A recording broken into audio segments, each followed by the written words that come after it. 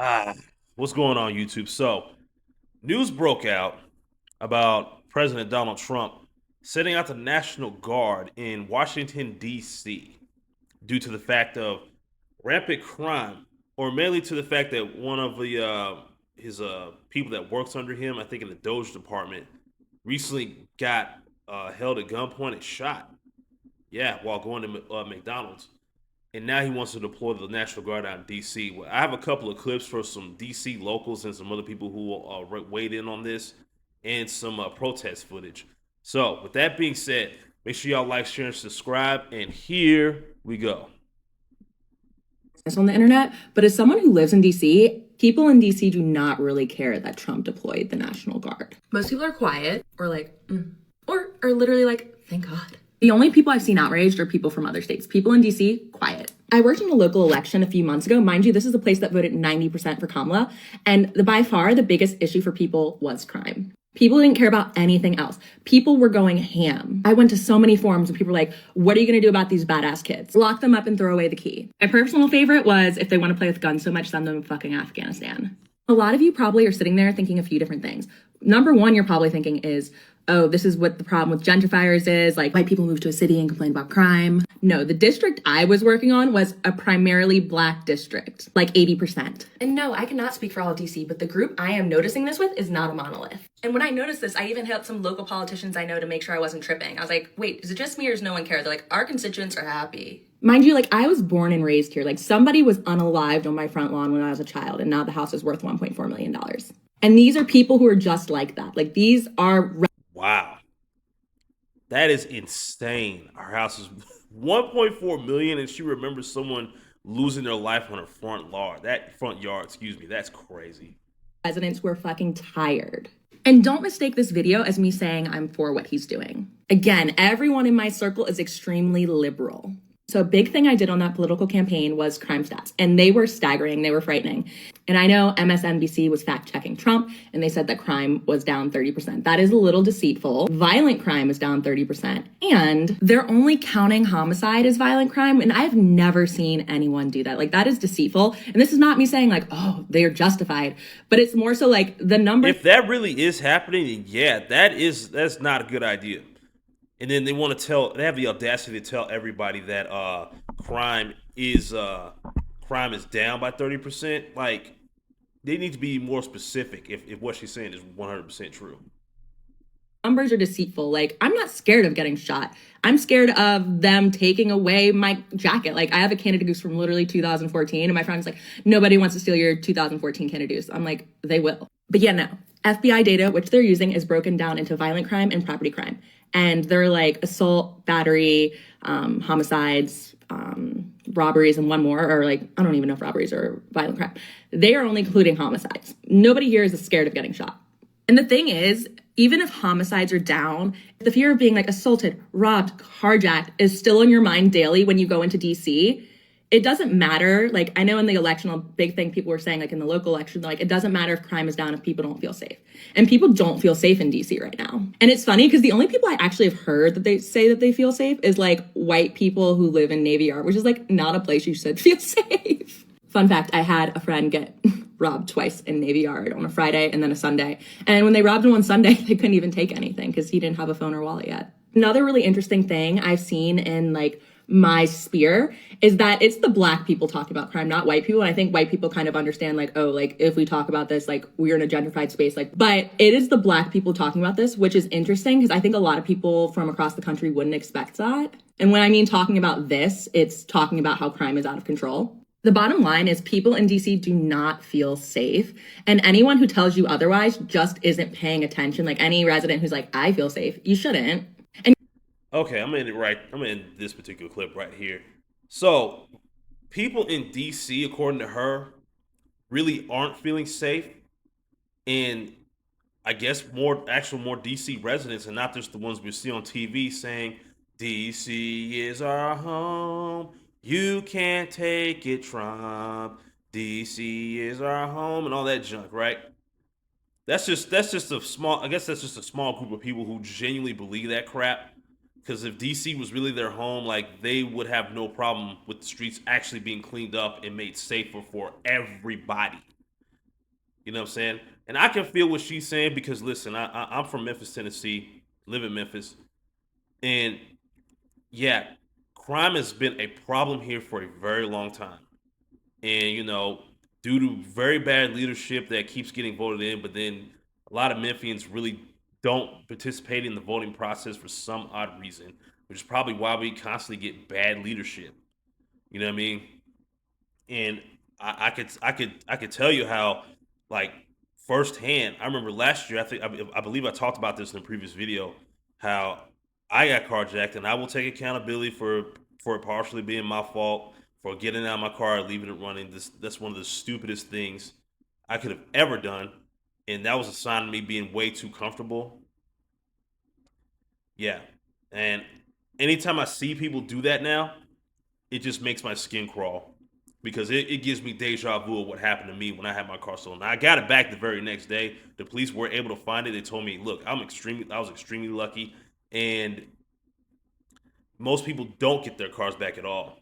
And my goodness, when I had to go pick it up from the impound lot, that was scary because that was my first time ever going to the Shelby County impound lot, and it is I like, instead of calling the impound lot, I'll call it the graveyard of cars.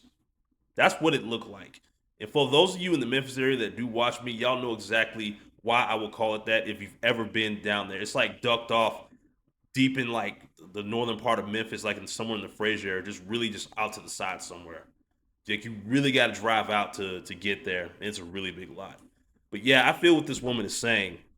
If this is what is really going on, then yeah, something needs to be done because sweeping like skewing crime statistics and just putting things under the rug just for the sake of making things seem like it feels safer is not a good idea. It's very misleading to the general public. Let's get to this next clip. Black people, shut up. Stop acting like all of a sudden we care about our community. We give them a reason to send the National Guards into our communities. We pew-pew one another and don't care about anybody around us. Before there was rules, children, older people, mothers, off limits. But these young ninjas today ain't following none of the rules. If we care so much about our community, why don't we address the issues that are in our community? Why do we need the president to address our issues? We unalive our babies in a system that was specifically made for us not to reproduce, but we care about our community. You can feel however you want to feel about Trump sending the National Guard, but my question is, was there a reason? And the answer is yes. There's something bigger going on in our community, and we don't want to address it, but all we want to do is point the fingers. Like what I said, hate what I said. It's the truth. Oh yeah, big facts. Big facts. Just like the whole idea behind Black Lives Matter, when they actually do not. They do not. And when all that stuff was going on, and then that Black Lives Matter, that whole movement, people wearing the shirts, the hats, people put the signs in their yards. I still see that to this very day because there was a Black Lives Matter chapter here in Memphis. I don't know if it's still active, honestly. I'd be very surprised if it is. But that did not stop black people from unaliving each other in Memphis at all. Like, even the police challenged them. The protesters be like, okay, if y'all really want our attention, no killing for 30 days. I remember when that happened. And guess what? That ended up being a massive failure. A massive failure. Like, come on now. You can't tell me like black people really care about each other's lives.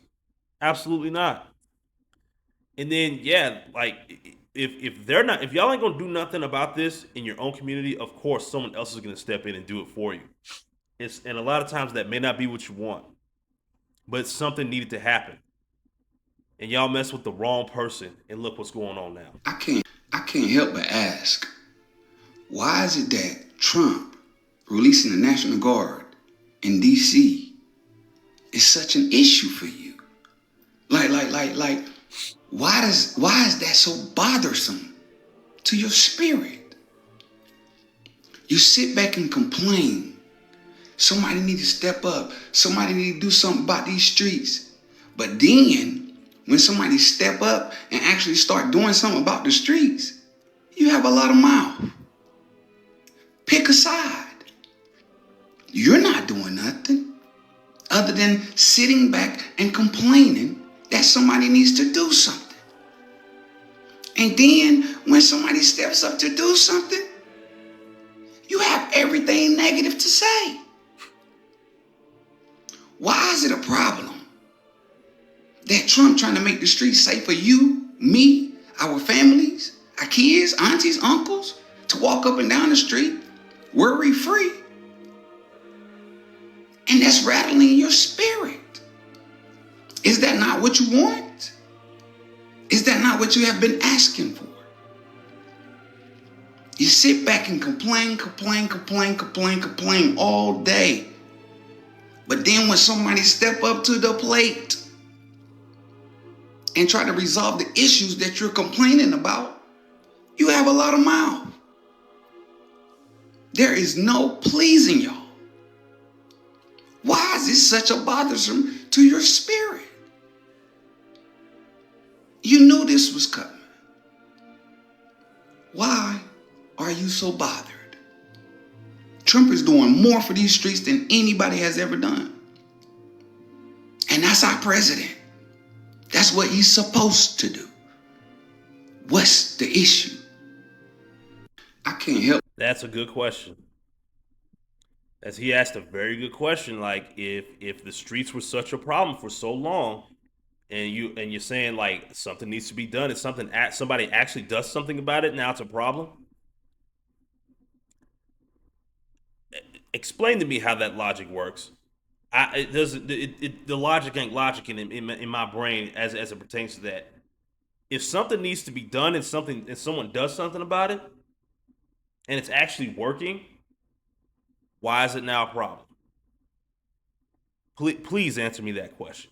Please, I curious minds would like to know. Get off our streets! Get off our streets! Get off our streets! Get off our streets! Get off our streets! You're trying to arrest innocent people? What's your purpose? What's your goal? What's the motive? Why won't you show your face? Like you look yourself in the mirror and think I did a good job today?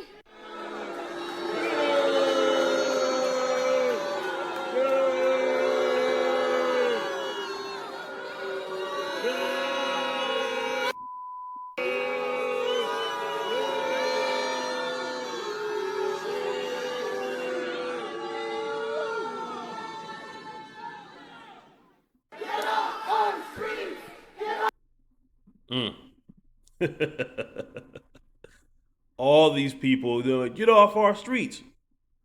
They're not telling the criminals to get off the streets. They want the police off the streets, but not the criminals. They won't protest against that. I find that very odd. And then they're booing the police. Like, listen, I'm not saying the police are perfect. No. Are they always correct? No. Are there times where they are completely out of pocket and they don't get held accountable? Absolutely. I've witnessed that with my own eyes. But they are still necessary at the end of the day. Love them or hate them. They're still necessary. Because a lot of these people, they're not going to police each other, which is why we have a police force in the first place. Let's keep it a bean. Actions mean everything. Watch this. Watch it very closely. Ask a lot of questions. Focus those cameras on everything that's going on, because this president is trying to lead us into what could be called a civil war. Our team coverage continues now as we continue to look at how the people of D.C. I don't know why Maxine Waters, of all people, is speaking on this. She's a representative of California. Like, worry about what the hell's going on over there, how that place is going to shit. are responding to today's big developments from the White House. That's right. News 4's Amy Cho is live in DuPont Circle tonight. So, Amy, we know demonstrators are gathering there tonight, but not everyone is against this move. Tell us about the people who are actually supporting this change. Yeah, Sean, that's right. We've heard a variety of reactions today to the announcement from the White House. Some people expressing anger, but others expressing happiness and saying they were frustrated with crime.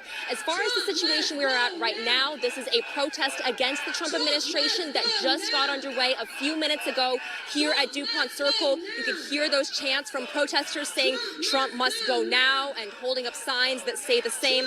This is the second such protest we've seen today, with folks saying they do not want the federal government to take over the DC Police Department. But again, other district residents have told us they are happy with what's going on, saying they're fed up with feeling unsafe in their home city, and they welcome the Trump administration taking over DC Police.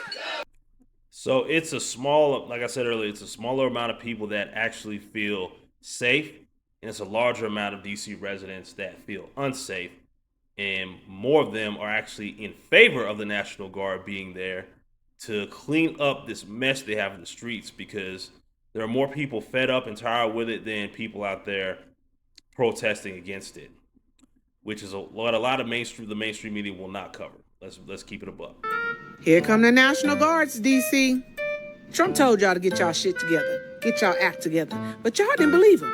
Now the National Guard is in Washington, D.C. Trump had to come in like Batman into Gotham City, okay? I am Batman. Now the Democrats taking their ass outside singing, talking about this is our home. D.C. is our home. What? DC is our home. You can have it from. If D.C. is y'all home, why the hell y'all let it get dirty like that, okay? Y'all should have cleaned that mother sucker up long time ago. But no. Democrats always got something to say when you trying to clean up something or do something right, okay? Y'all had the White House for 4 years. Y'all had the Senate and the House, and y'all still kept y'all house dirty. So we don't want to hear that shit, okay? National Guards, do your thing. Then you got wig number 1, A.K. Maxine Waters, talking about, oh, this is going to start a civil war. Lady. Focus those cameras on everything that's going on, because this president is trying to lead us into what could be called a civil war. What's going to start a war is that mat that you have on top of your head looking like a football helmet, okay? Take that shit off. Go put some water and some oil on top of that helmet that you call a wig, okay? Because it's stiff and dry. Then here come wig number 2, a.k.a. Jasmine Crockett, talking shit about Donald Trump. Donald Trump is a piece of give me a break. Kind of like, you know, the orange orangutan, you know, the Timu Hitler. We have a Timu Hitler in the White House right now that thinks that he is going to become the dictator of the United States. Jasmine Crockett, just a little message, okay, to you. You need not to worry about Donald Trump, because you need to take your ass home before you be in handcuffs, okay? Stop worrying about Donald Trump. You just loud and disgusting, and just like he said, very, very, very low IQ woman, okay? I seen you found another wig that looked a little bit lighter on top of your head. Your neck don't look like it's hurting anymore. Just letting you know that too. All I got to say is hooray, hooray for the National Guards, okay? Goodbye. Shout out to this woman here for pointing that out. Calling out Maxine, calling out Jasmine Crockett, and yeah, she better get her butt back to Texas, because her and the rest of those Texas Democrats are in a lot of trouble, and if you know, you know. But anyways, yeah. Like I said, there is more DC residents that are in favor of this. Don't let the media fool y'all and tell y'all, oh, it's not all that bad, blah, blah, blah, blah, blah. Yeah, like more specifically, black locals are telling y'all this. They're sick and tired of the foolishness. They want to feel safe too. Not just the far leftists that are out there singing in the middle of the street because they have nothing better to do. Like, come on now. But anyways, I appreciate y'all for rocking with me. If you made it this far all the way to the end of the video, thank you for watching. Also, don't forget to hit the Linktree link in my description so you can support me on other social media platforms, as well as donate to me directly via Cash App or PayPal. If you decide to do so, thank you very much. I really appreciate it, because you did not have to do that. And also, if you choose to do so as well, I will also shout you out in my next video, and you have my word on that. And with that being said, make sure y'all like, share, and subscribe, and be safe out there. Peace.